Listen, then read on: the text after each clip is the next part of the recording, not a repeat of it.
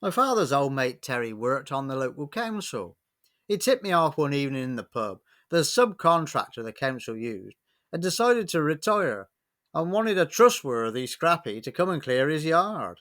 Terry reckoned he would also be selling his works van too. I said I'd go and take a look. Wisely, after the Talbot Samba incident, Terry refrained from coming with me. When I eventually found the place, which turned out to be located up a narrow alley off of a town centre side street, I was greeted by Mal, a man in his early 60s, roll up wedged in the corner of his mouth, and a week's grey stubble on his face.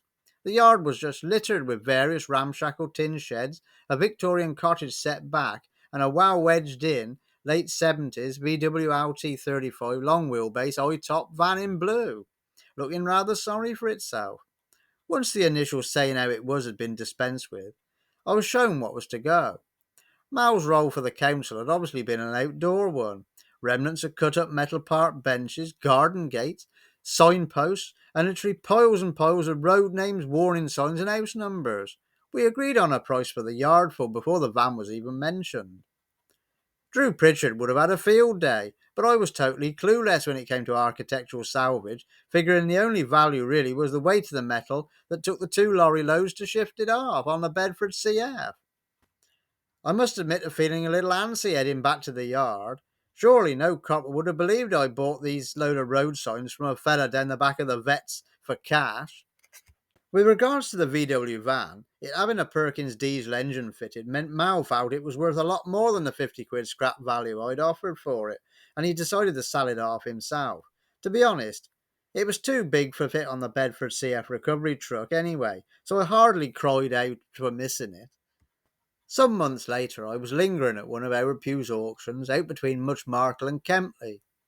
In with the various farm machinery was a VW LT35 high-top van. It took a while for the penny to drop that it was Mal's.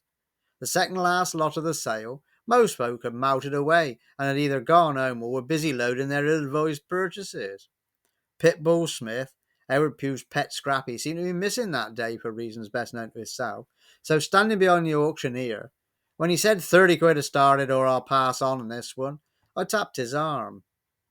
No one else bid, and it got knocked down to me. Problem was, my Bedford CF had not grown over the previous months, and the LT still wouldn't have fitted on the back of it. With only until nightfall to shift my purchases, I headed home to formulate a cunning plan.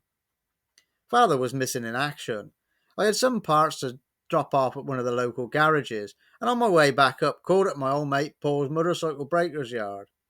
Not mentioning my predicament, I inquired if he had a use for a large, high-top panel van. Got a Perkins diesel engine, Paul. Runs and drives, but no tax or test. 90 quid to you, mate.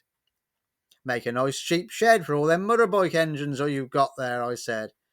Armed with Paul's trade plates, he drove us over to the now all but deserted auction field in his Mercedes 208 panel van. This being midsummer, it was well after 9 p.m. as dusk was falling. Paul fired the LT up with some jump leads and commented that both that and his van were now almost dry of diesel. We had got to get back to the next town's little garage before its 10 p.m. closing time. Neither van was going to win any speed contests, making this a somewhat fraught slow motion drive. The duo of vans arriving on the filling station forecourt with 5 minutes to spare. We got fueled up and got back to Paul's without incident. The Perkins diesel engine seemed to be running real well. When I called in Paul's yard some time later, the van was ensconced in his field next to the workshop, stuffed to the roof with various engines and motorcycle parts. When Terry came to see Dad next, he told me of bumping into Mal in Gateway Supermarket, and how apparently he was furious with the auctioneers for selling his van at such a low rate. I didn't let on that it was me that had ended up buying it. Hello there. Thank you for looking at my video. If you enjoyed this one, would like to see a few more, please subscribe to the channel, also like and share. It is appreciated, does mean a lot. Catch me on Facebook too. All the best, take care.